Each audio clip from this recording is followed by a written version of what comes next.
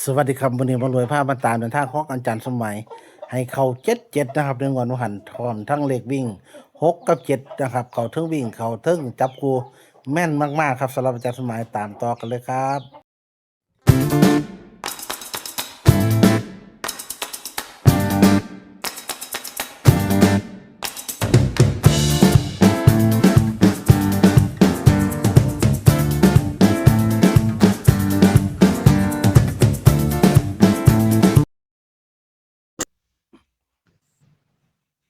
ดีครับกับผมอาจารย์นั้นมีพี่ฝากรวมทำบุญน้ำเด้อครับอาจารย์สาธุครับผกับผมขอบมนี่คุณขอบคุณหลายคุณๆครับเอฟซีคุณแม่ครับคุณแม่ถาวรเนาะมอบรวมทำบุญน้ำอาจารย์500 คะแนนครับผมสาธุครับผมอนุโมทนาบุญครับครับครับผมครับพอดีเพิ่นโทรมานํวัง7-7ล่ะอาจารย์ครับตามผมอาจารย์สมหมายมันบ่ก็ผิดหวังเนาะอาจารย์เนาะ ถึงดอกเนาะครับเดี๋ยวก็ได้ผมเรื่องครับครับนี่อันอาจารย์ก็ถือว่าสุดยอดเฮ็ดให้นะวิ่ง7วิ่ง6ล่างบนแตกทั้งล่างทั้งบนเนาะครับผมเออตัวจอก็7อีกครับอาจารย์นำทุกช็อตนั่นล่ะหมอรวยนำเลขลาวนี่เพราะอาจารย์อยู่วงการ16 17ปี FC อืบ่ต้องมผิดหวังนะครับ ผมแล้วกันเดี๋ยวก็เจอล่ำลอกล่ำหนักๆดอกเดี๋ยวรับใหญ่กว่าอาจารย์เออเนี่ยฝรั่งเราได้คืนเบิดเราเสีย4อืมื้อมมันเออตามเลขวิ่งแล้วที่ละล่างบนทั้ง6ทั้ง7เราก็เอได้เราก็อซื้อ6 7นำอีกเราได้ล่างในบนเราก็เจาะ7นำอีกคเราก็รับเพราะว่าได้อีกครับผมว่ามันเราก็ได้มันมันได้รับรีร้อนจอกหลายมื้อไหมอาจารย์ที่7ก็บอกนะแม่เนาะนแม่นแม่นแม่นแม่อืมนแม่นเอ๊ะว่ามื้อวันจันทร์เราก็ลองไตเติ้ลเบิ่งเอาให้ ครับผม FC พอดีพองามเนาะหมารวยครับเนาะวันจันทร์มันเป็นวันสังเกตการณ์มันวันจันทร์ครับครับวันคานนี่ ก็ลงเบาๆเล่นเบาๆก่อนเนาะอาจารย์เนาะถ้าวันอาจารย์นี่อาจารย์จับทางมันสิเป็นวันพุธพฤหัสศุกร์นี่อืม ให้ FC ผู้ใดตามอาจารย์สมหมายนี่ยกเข้าแม่โลดแต่ฮอดวันค้านวันพุธพฤหัสศุกร์นี่เพ ยราะว่าอากเข้าเลยนะจารย์สิจับเอออาจารย์สิจับทางมันเดินหั่นนะครับผมเลยครับเฮาอืมเฮาเฮาไปสวนกระแสเลขมันบ่ได้เด้ครับผม6 อื7มมันเห็นบ่7 6 6 7ออกตัวเก่าอยู่2มื้อพุ่นโอ้มันมันดักเข้าเนาะอาจารย์เนาะมันคนซื้อหลายแฮงเดือนหลายล้านซื้ออืมมันพยายามอ่า อันนี้เขาลบเดือนมัน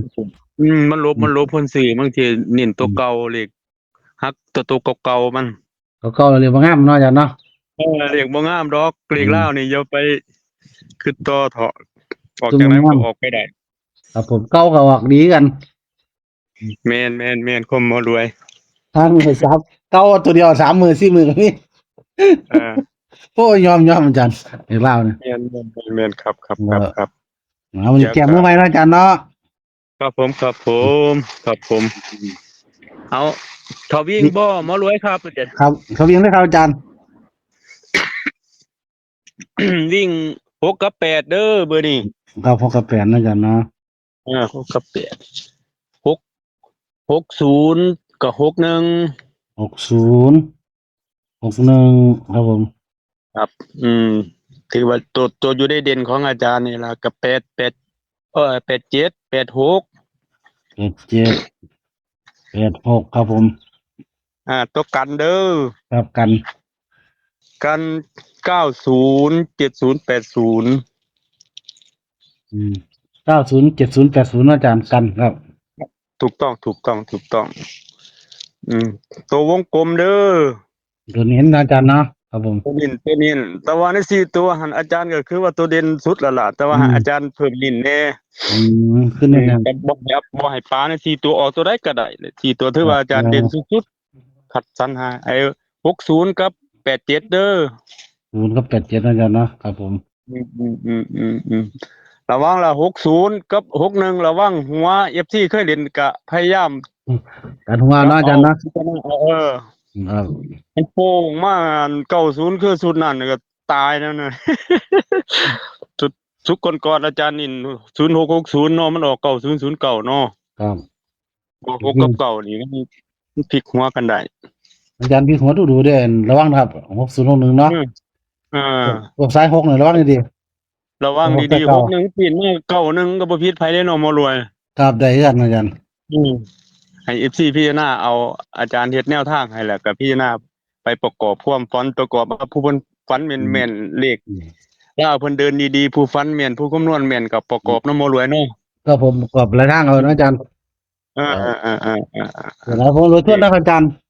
ครับผอาจารย์ให้มครับวิ่ง6นะครับ6กับ8นะครับจับให้60 ครับ61 87 86นะครับกัน90 70 80หรือผู้ใดถูกต้องครับหรือผู้ใดซื้อถูก90 91ก็ยังเป็นไปได้กันนะครับเนาะเพราะว่าถูกระวังหกต้องถูกต้องถูกต้องระวังหกกับหัวนะครับเนาะอืมครับให้ระวัง FC ระวังเอาเองอาจารย์ให้แนวทางแล้ว ครับผมก็คือว่าเขาดีอาจารย์สมัยเพิ่นตามมาผิดหวังเนาะ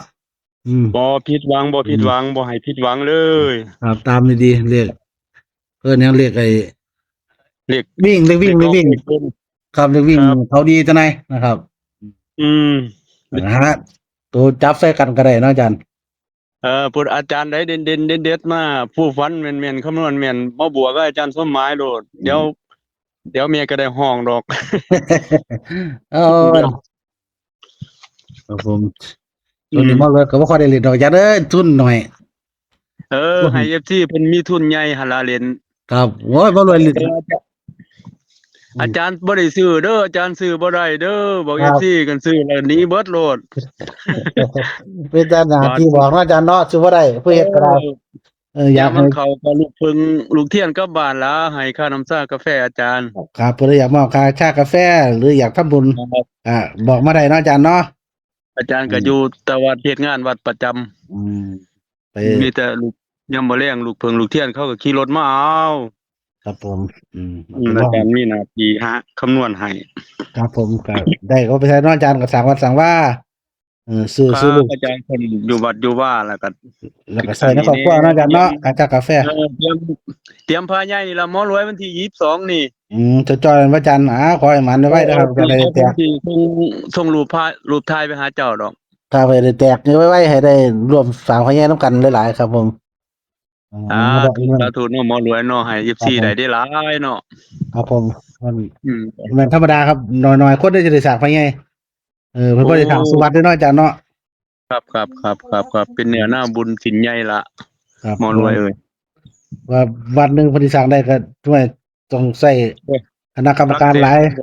สายหลายหลักแสนนั่นเด้ครับผมได้เงินหลักแสนหมอรวย2-3 แสนแล้วก็กำลังครับพ่นอีกค่าอืมกินค่าสีค่าอุ้ยหลายอย่างโอ้หลายอย่างครับผมสร้างพระหลายอย่าได้เนาะ งหลายอย่างครับเป็นศูนย์รวมเป็นก็เอิ้นว่ามันแก้กรรมดีอาจารย์สร้างพระเนี่ยแก้กรรมดีตัวเพิ่นว่าเพิ่นได้มีกรรมแก้ยากๆเลยสร้างพระโอกาสดีครับบ่แม่นธรรมดาอืโอ้มหมอรวยหมอรวยให้เข้าใจเนาะหมอรวยเคยเดินสายครับพระเนาะน่ะแม่นครับอาจารย์พวกติดหนี้สงฆ์พวกเอ่อ